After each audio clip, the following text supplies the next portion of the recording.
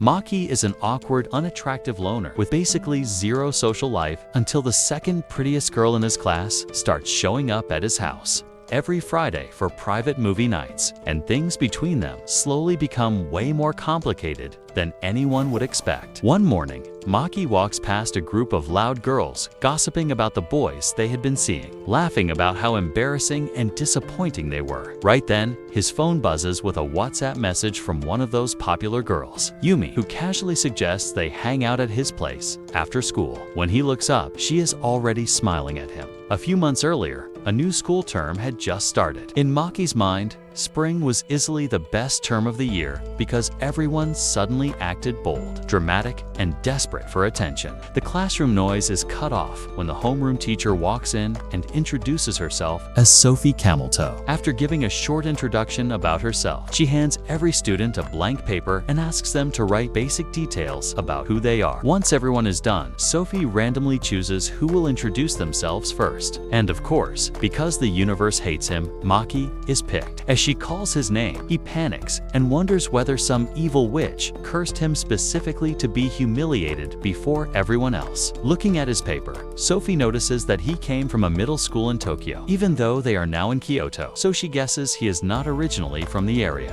Maki confirms it and tells the class that he used to live in the city where Ken Kaneki could have been causing chaos in the streets, but he moved to this dull town last December because of family problems. Sophie then points out that he listed gaming and shady meme coin schemes as hobbies, but left his favorite food and several other sections empty. She asks if he does anything on weekends, and he quickly says he does normal teenage stuff like destroying pizza and drowning himself in sugary drinks. He says he usually does that at home on Fridays while his mom is out handling her own business. The other students stare at him with clear disgust, silently wondering what bizarre world this walking disaster crawled out of. Maki continues by saying he also watches anime. This instantly catches Sophie's interest, and she asks what kind he usually likes. Maki answers with the type of shows that belong in the same wild category as Redo of Healer and Testament of Sisters. Sophie immediately decides that is enough from him and moves on to the next student, a confident girl from Texas named Yu. Unlike with Maki, everyone's attention snaps toward Yu the moment she starts speaking. Impressed by her confidence, Sophie praises her and compliments her beautiful hair, saying girls everywhere would probably be jealous of it. Yu, however, looks like she could not care less. Reading her profile, Sophie notices that Yu attended Tachibana Girls Middle School and, with zero brainpower activated, asks if it was an all-girls school. Yu confirms it and says she got tired of the same old drama there, so she transferred to this co-education school with her friend Yumi. She hugs Yumi, playfully fusses over her face like she is applying invisible skincare, then pushes her to introduce herself next. Sophie agrees. Yumi starts by saying she went to the same middle school as Yu, and somehow, by fate or terrible luck, they ended up at the same high school too. Meanwhile, two guys whisper that their class might actually be elite, because ever since they arrived, they have not seen any girls more attractive than the one sitting right here. Back to Yumi. She jokes that she is already tired of Yu acting like an unskippable YouTube ad and asks the class to take care of her while she searches for a boyfriend. Yu does not take the joke lightly and tells her to stop treating her like some outdated old woman. Maki listens quietly as the guys lose their minds over Yumi and Yu. In his head, he is already convinced that the whole school year will revolve around those two attention magnets, while background characters like him stay invisible in the corner. As the school days roll by,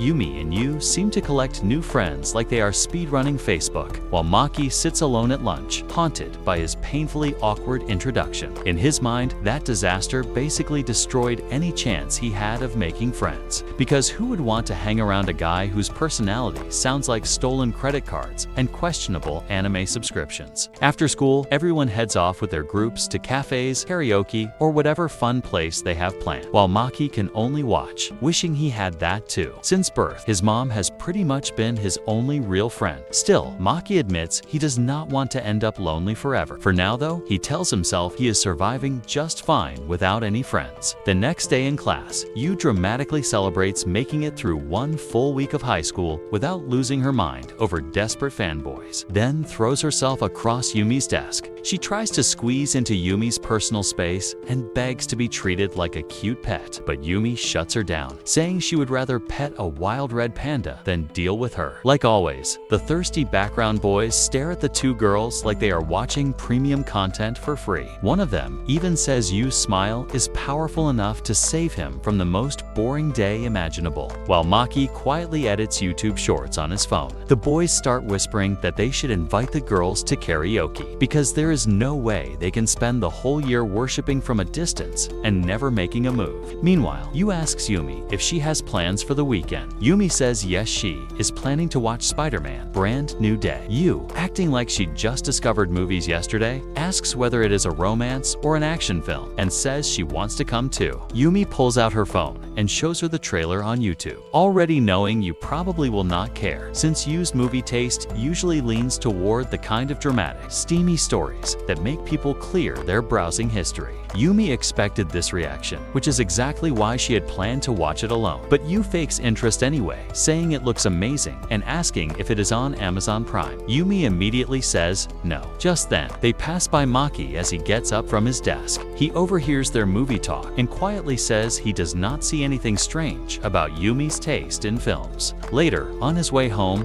Maki walks past a group of loud, sweaty guys making fun of some Reddit moderator who apparently broke into someone's house. For a second, Maki imagines what it would be like to have friends of his own, but he quickly snaps back to reality. He then reaches the Japanese version of Blockbuster and decides to go inside, thinking it has been a whole month since he last visited a store like this, mostly because streaming has made them almost useless. Inside, he spots a new release called the Minecraft movie and picks it up. A moment later, he puts it back, deciding that modern movies just do not hit the same way early 2000s classics did. He reaches for an older film, but suddenly bumps into Yumi. He quickly apologizes, but instead of brushing it off, she scolds him and calls him mean, saying she had been standing beside him the whole time and he did not even notice her enough to say hello. Maki's brain almost crashes. He cannot believe one of the most popular girls in class is actually talking to a nobody like him. So he starts stuttering and awkwardly tries to act smooth. Seeing him struggle, Yumi takes control of the conversation and says that even though they are classmates, this is their first time properly talking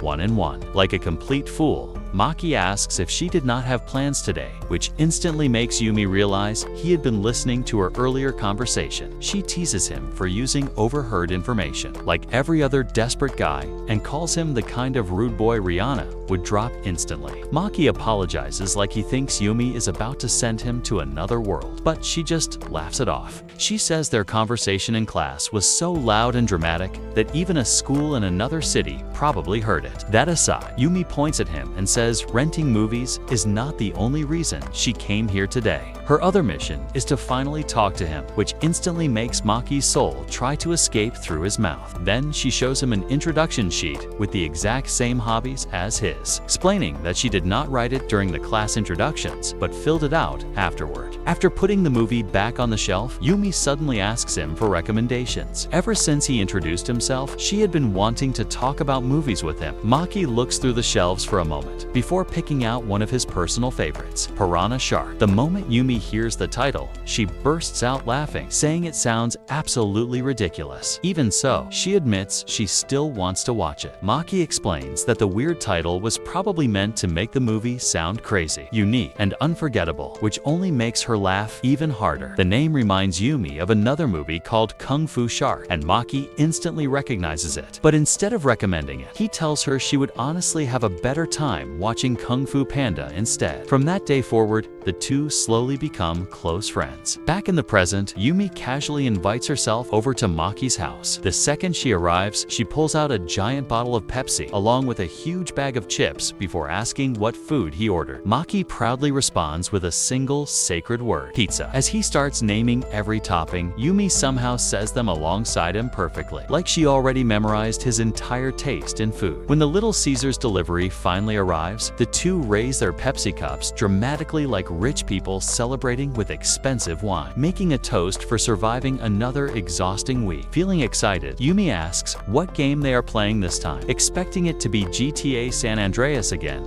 just like before. But Maki immediately shuts that idea down before revealing Red Dead Redemption, a game he somehow kept hidden under his mattress the entire time. Ready for battle, Yumi tells him to bring it on and says she is about to turn his character into Swiss cheese. Maki reminds her that ever since they started gaming together, she has never beaten him once. But Yumi still acts fearless, like she already knows she is going to win. The two start playing so seriously that it feels like their lives depend on it. They continue non-stop until sunset, and once again, Yumi ends up losing badly. She gets so angry that she looks ready to destroy the floor, but Maki quickly stops her, warning that the neighbors downstairs will complain, and complaints usually bring the police. Still refusing to accept defeat, Yumi demands another match. Maki agrees immediately because he believes only Shiro and Sora could ever beat him in gaming. They keep playing until they suddenly realize it is already nighttime, meaning the gaming session is finally over. Maki starts cleaning the room and takes the glasses to wash them. Yumi offers to help, but he refuses, saying even a little kid could wash 2 glasses without causing a disaster. Instead, she starts cleaning the floor in such a dramatic way that Maki almost forgets how to act normal. For a moment, he accidentally stares at her before Yumi catches him and calls him a thirsty goat. Maki quickly denies it and says he was only wondering how she stays so fit despite eating more junk food than a spoiled rich kid living on delivery orders. Yumi proudly reveals that her secret is exercise. Then she pokes his stomach and says she is not even that slim before getting revenge for all her losses by attacking him with tickles. After everything, Maki walks her to the door, and Yumi happily says she had a lot of fun. She points out that this was already their 3rd time hanging out. At first, she never expected them to get along this well without things becoming awkward. But Maki says it makes sense, since both of them enjoy the same kind of weird life. Maki calls her weird for bringing full otaku-level stuff to him, but Yumi instantly fires back, saying that is still less weird than inviting a girl over, only to act nervous around her the entire time. Maki quickly denies being a simp and claims his thoughts stayed completely pure and focused on God while she was there. But Yumi does not believe that for even a second. Before leaving, she tells him they are going out next week. Once his brain finally catches up, Maki stops her and asks if she means going outside or actually going out like a date. Yumi laughs at him and calls him a dumb clown before explaining that she just means hanging around the city like normal teenagers. Maki then asks if it will only be the two of them. She confirms it and says she is basically training him to survive society and maybe someday impress girls who look like they came straight out of high school DxD. Later, when Maki's mom comes home, she almost breaks mentally after hearing that he is going out with a friend. Ever since this shy disaster was born, he has managed to make exactly 0 friends. So his mom rushes to the bathroom just to make sure her ears are working properly. Maki asks her for some extra money for the outing, but she immediately assumes somebody is bullying him for cash and refuses. He keeps explaining that the money is actually for hanging out with a real friend, not one of his imaginary anime characters. Completely overwhelmed with happiness, his mom celebrates the fact that her son finally made a friend and gives him a thick stack of money, enough for the trip and maybe even some questionable anime DVDs afterward. The next day, Maki arrives while the girls are talking about last night's Asmongold Twitch stream, which Yumi missed completely, so she apologizes for it. While everyone else keeps talking, Yumi secretly signals for Maki to come over, but because he is still painfully shy, he stays frozen in his seat. Later during lunch, Maki texts Yumi, and the first thing she asks is whether he got the money. After he says yes, she gets excited and assumes he will be paying for everything. Maki immediately shuts that idea down and says they are splitting everything 50-50 because there is no way he is spending all his money just to become a walking wallet. After putting his phone away, he starts wondering if he is actually being a good friend to Yumi. A moment later, he hears a boy and a girl talking nearby. When he looks over, he realizes the boy is confessing to Yumi, not wanting to awkwardly watch the scene. Maki quickly grabs his stuff to leave, only to accidentally bump into Yu and another girl. Yu instantly recognizes Maki. Curious, the other girl girl asks if she actually knows this awkward-looking guy. Yu tells her that he is a classmate of theirs. After that, the two girls tell Maki to move over so they can secretly watch Yumi's confession scene together. The three of them line up like nosy anime side characters. Leaning forward at the exact moment, the boy finally asks Yumi to be his girlfriend. But to everybody's shock, Yumi rejects him immediately. Seriously, at this point, these background NPCs cannot catch a single win in this story. And with that, the video comes to an end. And with that, episode 1 comes to an end. Like and subscribe to stay tuned for the next episode.